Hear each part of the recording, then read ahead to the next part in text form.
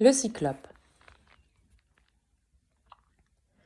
Nous atteignîmes ensuite la terre des Cyclopes, des brutes sans loi qui s'en remettent aux dieux immortels et ne plantent jamais de leurs mains ni ne labourent la terre.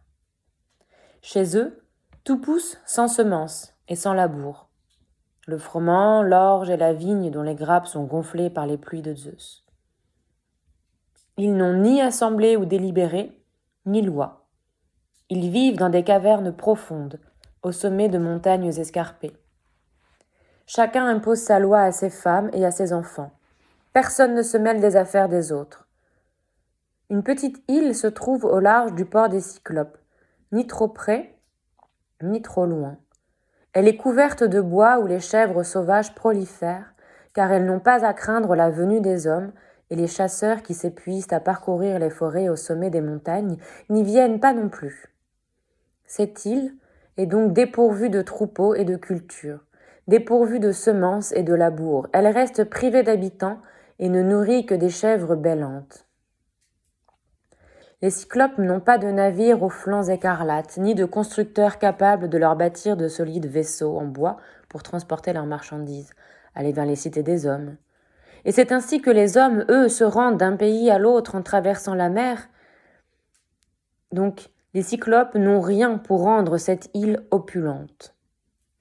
Car elle n'est pas stérile et pourrait produire des fruits en toute saison.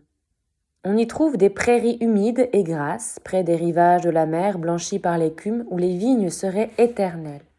Il serait facile de labourer les terres de l'intérieur, et la saison venue de récolter une moisson abondante, car le sol y est très fertile. Une rade abritée forme un excellent port où les amarres, les ancres et les cordages sont inutiles, et dans lequel les navigateurs peuvent séjourner longtemps, jusqu'à ce que leur cœur les incite au départ et que les vents se lèvent. Au fond du port coule une eau limpide. Une source jaillit dans une grotte cernée de peupliers. Nous mouillâmes en ce lieu. Un dieu nous guidait à travers la nuit noire. On n'apercevait rien. L'obscurité enveloppait nos navires et la lune ne brillait pas dans le ciel, cachée par les nuages.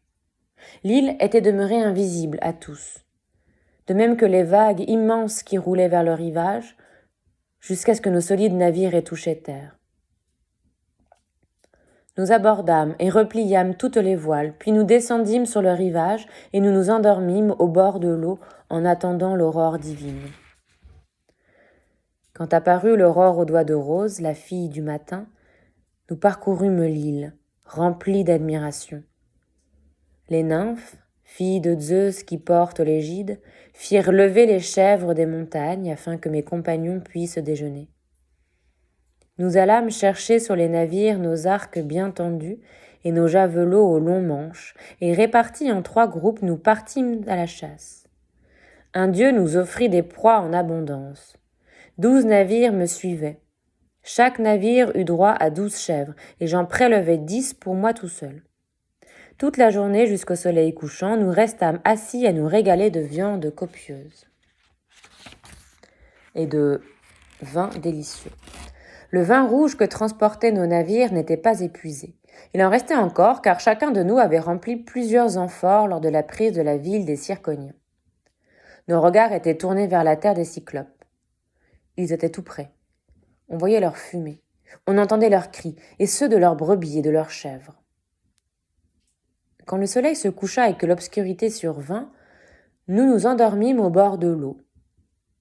Lorsque l'aurore apparut aux doigts de Rose, la fille du matin, je rassemblai tous les hommes et dis « Restez ici, chers compagnons, je pars en reconnaissance avec mon navire et mes guerriers pour savoir qui sont ces hommes, s'ils sont violents, farouches, injustes, ou bien s'ils aiment les étrangers et craignent les dieux. » Sur ces mots, je montai à bord et donnai l'ordre à mes compagnons d'embarquer à leur tour et de larguer les amarres.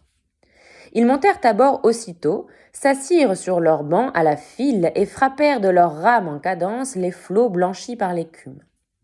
Lorsque nous abordâmes sur cette terre toute proche, nous aperçûmes sur le rivage, non loin de l'eau, une grande caverne ombragée de lauriers. Elle servait d'étable à de nombreux troupeaux de chèvres et de brebis. Une cour avait été construite avec des pierres bien enfoncées dans le sol. de grands pins et des chênes à la cime chevelure. C'était la demeure d'un géant, qui faisait paître le bétail tout seul, au loin. Il ne fréquentait pas les autres et restait à l'écart, ignorant les lois. C'était un monstre extraordinaire. Il ne ressemblait pas à un homme qui mange du pain, mais au sommet boisé d'une montagne qui se détache des autres cimes. J'ordonnai à mes chers compagnons de rester près du navire et de monter la garde. Je choisis les 12 meilleurs et partis avec eux. J'emportai avec moi une outre pleine de vin sombre et délicieux.